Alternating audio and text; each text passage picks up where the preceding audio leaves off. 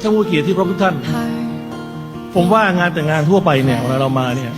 เรามาฉลองความสุขของผู้สมรสเจ้าบ่าวเจ้าสาวนะครับคนที่รักกันคนที่อยากใช้ชีวิตอยู่ร่วมกันยาวๆนะครับเขาอยากอยู่ด้วยกันเขามีความสุขนะครับในส่วนตัวผมเองเนี่ยผมอยากจะขอฝากไว้นิดนึงว่าที่เรามาร่วมฉลองกันวันนี้นอกจากอยากให้น้องทั้งสองคนเนี่ย